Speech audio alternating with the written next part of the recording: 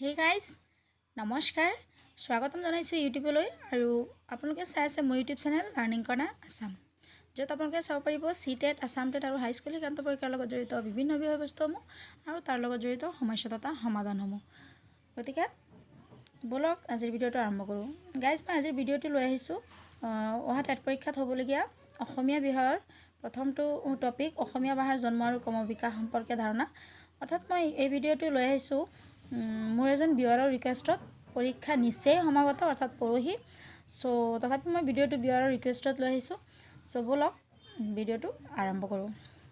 গতিকে অসমীয়া প্ৰথম হৈছে অসমীয়া ভাষাৰ জন্ম আৰু ক্ৰমবিকাশ সম্পৰ্কে ধাৰণা প্ৰথম আমি অসমীয়া ভাষাৰ জন্মৰ বিষয়ে অসমীয়া শব্দটো আচলতে কি অসমীয়া শব্দটো আমাৰ কি এটা অসমীয়া ভাষাকো বুজায় অসমীয়া জাতিকো বুজায়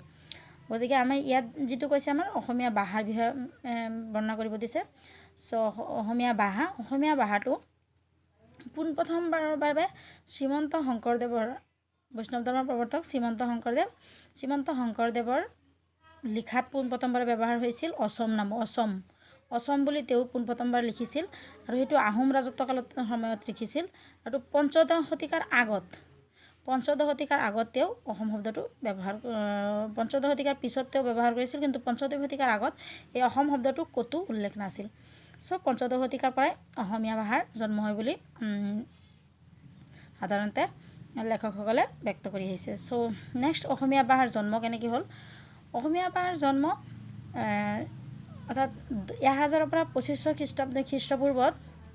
আহে এটা প্ৰাকৃত গঢ় লৈ উঠিছিল অসমত আৰু সেইটো হৈছে অজাক অসমীয়া প্ৰাকৃত বুলি কয় আৰু এই অসমীয়া প্ৰাকৃতটো 1000 পৰা 2500 খ্ৰীষ্টপূৰ্বত গঢ় লৈ উঠিছিল আৰু এই যে অসমীয়া প্ৰাকৃতক প্ৰথম দুটা ভাগত ভাগ কৰিছে প্ৰথমটো ভাগ হৈছে প্ৰথম দুটা ভাগত মাগধী প্ৰাকৃত আৰু পৈহাচী প্ৰাকৃত যেনেকৈ গ্ৰিয়াৰচন প্ৰখ্যাত লেখক গ্ৰিয়াৰচন ডক্টৰ বাণীকান্ত কাকতি এখেতে মাগধী প্ৰাকৃতৰ পৰা অসমীয়া ভাষাৰ জন্ম হৈছিল বুলি সাধাৰণতে ব্যক্ত কৰিছে সিহঁতে কৈছে যে অসমীয়া মাগধী প্ৰাকৃতৰ পৰা অসমীয়া ভাষাৰ জন্ম হৈছে কাৰণ মাগধী প্ৰাকৃতৰ লগত অসমীয়া ভাষাৰ যথেষ্ট মিল দেখা যায় গ্ৰিয়াৰচন আৰু ডক্টৰ বাণীকান্ত কাকতিয়ে ইয়াৰ পিছত আৰু কনকলাল বৰুৱাই পৈহাচী প্ৰাকৃতৰ পৰাও অসমীয়া ভাষাৰ জন্ম হৈছে বুলি ব্যক্ত কৰিছে কাৰণ পৈহাচী প্ৰাকৃতৰ লগত যথেষ্ট অসমীয়া ভাষাৰ মিল আছে নেক্সট সো ইয়াৰ পিছৰ পৰ্যায়ত অসমীয়া প্ৰাকৃতৰ জন্ম কামৰূপী প্ৰাকৃত তথা হোমাৰ প্ৰাকৃতৰ পৰা হয় বুলি ডক্টৰ বাণীমাধৱ বৰুৱা ডিম্বশ্বৰ নিয়োগ আৰু দেৱানন্দ ভৰালীয়ে প্ৰকাশ কৰে তেখেতসকলৰ মতে ডক্টৰ বাণীমাধৱ বৰুৱা আৰু ডিম্বশ্বৰ নিয়োগৰ মতে অসমীয়া প্ৰাকৃতটো কামৰূপী প্ৰাকৃতৰ পৰা জন্ম হৈছিল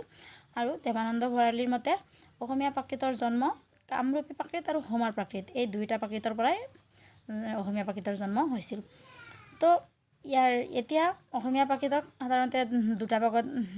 ভগাব পাৰি বুলি কয় এটা হৈছে কামৰূপী প্ৰাকৃত আৰু এটা হৈছে হোমাৰ প্ৰাকৃত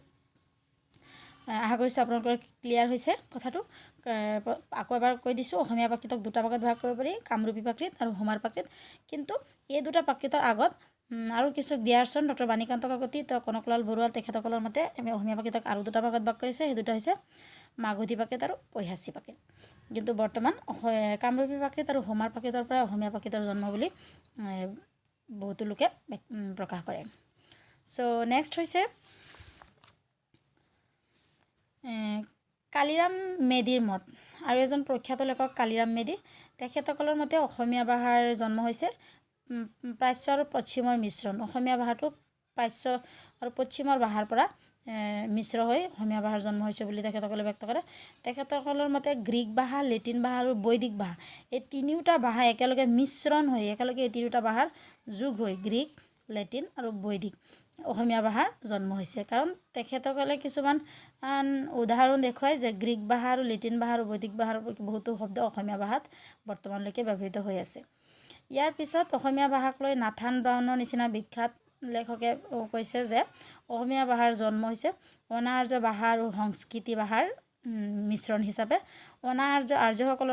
অনাৰ্যসকলৰ ভাষা যি ভাষা আছিল সেই ভাষাৰ ওপৰত সংস্কৃতি ভাষাৰ কিছু প্ৰভাৱ পৰিছে ফলত অসমীয়া ভাষাৰ জন্ম হৈছে অনাৰ্য ভাষাৰ ওপৰত সংস্কৃতি ভাষাৰ প্ৰভাৱ আৰু সেয়াই হৈছে অসমীয়া ভাষাৰ জন্ম এই বুলি ব্যক্ত কৰিছে নাথান ব্ৰাউনৰ নিচিনা প্ৰখ্যাত লেখকে। চ' আশা কৰিছোঁ আপোনালোকে নিশ্চয় বুজি পাইছে যে অসমীয়া ভাষাৰ জন্ম কেনেদৰে হৈছে আৰু কেনেকৈ হ'ল আৰু কোনে কি মত ব্যক্ত কৰিছে অসমীয়া ভাষাৰ বিষয়ে। চ' এতিয়া আহিছোঁ অসমীয়া ভাষাৰ ক্ৰমবিকাশ, অৰ্থাৎ বৰ্তমানৰ অসমীয়া ভাষা কি কেনেকুৱা ধৰণৰ পৰ্যায় পাৰ হৈ আহি পাইছে। চ' ডক্টৰ বাণীকান্ত কাকতিৰ মতে অসমীয়া ভাষা প্ৰথম হৈছে উদ্ভৱ কালৰ অসমীয়া। যেতিয়া অসমীয়া ভাষাৰ সৃষ্টি হৈছিল সেই উদ্ভৱ কালৰ অসমীয়াৰ ভিতৰত ডক্টৰ বাণীকান্ত কাকতিয়ে তামৰ ফলি যিবিলাক পোৱা গৈছে, পুৰণি কীৰ্তিস্তম্ভ তামৰ ফলি, চৰ্যাপদ আদিৰ সমলবোৰ, সেইবিলাক উদ্ভৱ কালৰ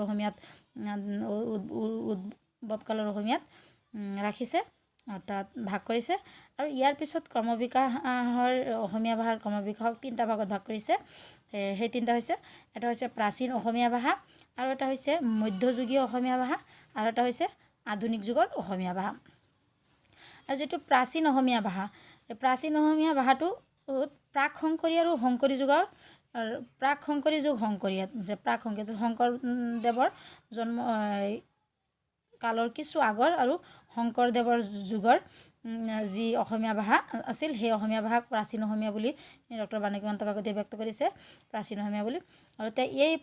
প্ৰাচীন অসমীয়াৰ যুগৰ অৰ্থাৎ যি সময়ত প্ৰাচীন অসমীয়া যিটো যুগ সেইটো যুগত হেম সৰস্বতী বৰ্তদেৱৰ নিচিনা লিখকে অসমীয়া ভাষাৰ পৃষ্ঠপোষকতা কৰিছিল। হেম সৰস্বতীয়ে সেই সময়ত প্ৰহ্লাদ চৰিত নামৰ বিখ্যাত কিতাপখন লিখিছিল, গ্ৰন্থখন লিখি উলিয়াইছিল। বৰ্তদেৱ যাৰ আচল নাম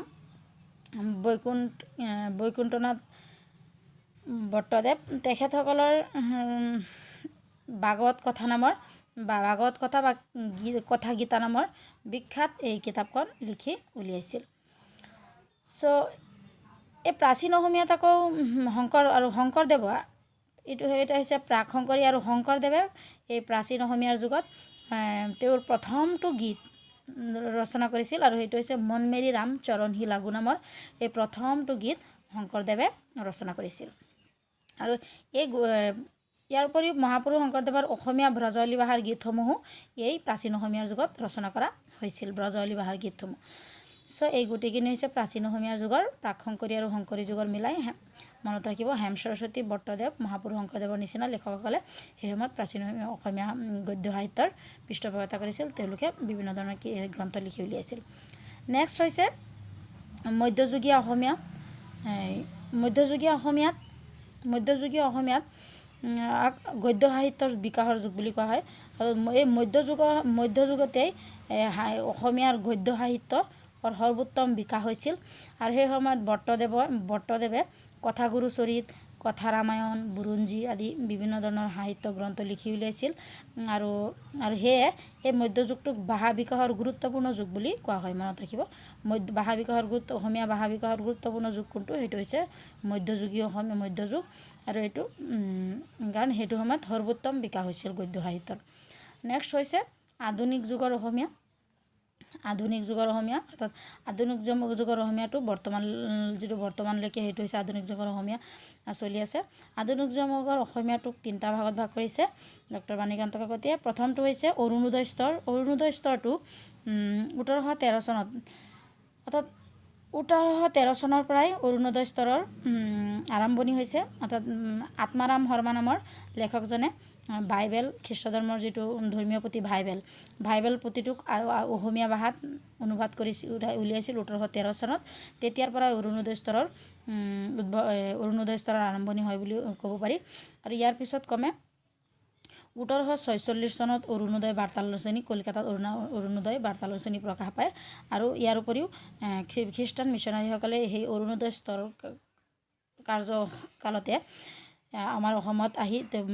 খ্ৰীষ্টান ভাষা প্ৰচাৰৰ বাবে তেওঁলোকে কি কৰে, অসমীয়া ভাষাৰ অভিধান আৰু অসমীয়া ব্যাকৰণবিলাক লিখি উলিয়ায়।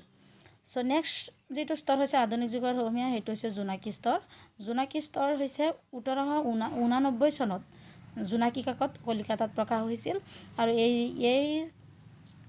কাকতটো প্ৰকাশ হোৱাৰ 1889 চনৰ পৰাই কি জোনাকী স্তৰ বুলি কোৱা হয়। আৰু এই স্তৰত কি হৈছিল, ৰোমান্টিক সুৰৰ যিবিলাক কবিতা, সেইবিলাক কবিতাত যথেষ্ট বিকাশ হৈছিল আৰু সেই সময়ৰ লেখকবোৰ সাধাৰণতে লক্ষ্মীনাথ বেজবৰুৱা পদ্মনাথ গোহাঁই বৰুৱাই সেই জোনাকী স্তৰৰ অসমীয়া ভাষাৰ পৃষ্ঠপোষক আছিল বুলি ক'ব পাৰি তেওঁলোকেই অসমীয়া ভাষাৰ গদ্য কবিতাৰ ওপৰত যথেষ্ট ৰচনা কৰি থৈ গৈছে নেক্সট হৈছে মহাযুদ্ধোত্তৰ স্তৰ হৈছে বৰ্তমানলৈকে যিটো সাহিত্যত মহাযুদ্ধোত্তৰ স্তৰতে আহিল সাহিত্যত বাস্তৱৰ ওপৰত সাহিত্য লিখা মেলা সেই সময়ৰ বিখ্যাত কবিসকল হৈছে হেম বৰুৱা সৈয়দ আব্দুল মালিক যতীন্দ্ৰনাথ দুৱৰা ভৱানন্দ দত্ত চ' আশা কৰিছোঁ বন্ধু বান্ধৱীসকল আপোনালোকে বুজি পাইছে চ' প্ৰথম ক্ৰমবিকাশ অসমীয়া ভাষাৰ ক্ৰমবিকাশ 3টা ভাগ প্ৰথমটো প্ৰাচীন অসমীয়া দ্বিতীয়টো মধ্যযুগীয় অসমীয়া তৃতীয়টো আধুনিক যুগৰ অসমীয়া প্ৰাচীন অসমীয়াটো প্ৰাক শংকৰী আৰু শংকৰী যুগৰ হেম সৰস্বতী বৰ্তদেৱ আৰু শংকৰদেৱ সেই সময়ৰ বিখ্যাত ৰচকসকল আৰু মধ্যযুগীয় অসমীয়াৰ হৈছে এইটো সদ্য সাহিত্যৰ বিকাশৰ যুগ বুলি কোৱা হয় আৰু সেই সময়ত বৰ্তদেৱে বহুত কথা ৰচনা কৰি থৈ গৈছে পিছত আধুনিক যুগৰ অসমীয়াক আকৌ 3টা ভাগত ভাগ কৰিছে অৰুণোদয় জোনাকী আৰু মহাযুদ্ধ স্তৰ আশা কৰিছোঁ আপোনালোকে নিশ্চয় বুজি পাইছে আৰু মনত ৰাখিব চ' আজিৰ ভিডিঅ'টো ইমানেই ধন্যবাদ আৰু বন্ধু বান্ধৱীসকল শেষলৈ অনুৰোধ থাকিল আপোনালোকে মোৰ ভিডিঅ'টো যদি ভাল লাগিছে কমেণ্ট কৰিব আৰু লাইক কৰিবলৈ নাপাহৰিব আৰু যিমান পাৰে বন্ধু বান্ধৱীৰ সৈতে শ্বেয়াৰ কৰিব আৰু যদি মোৰ চেনেলটো আপুনি আজি নতুন চাই আছে নিশ্চয় মোৰ চেনেলটো ছাবস্ক্ৰাইব কৰিব আৰু কাষত থকা বেল আইকন বাটনটো টিপিবলৈ নাপাহৰিব যাতে মোৰ নতুন ভিডিঅ'ৰ ন'টিফিকেশ্যনবিলাক আপুনি সময়মতে পায় চ' শেষলৈ চোৱাৰ বাবে ধন্যবাদ আৰু আগন্তুক পৰীক্ষাৰ বাবে থাকিল বেষ্ট অফ লাক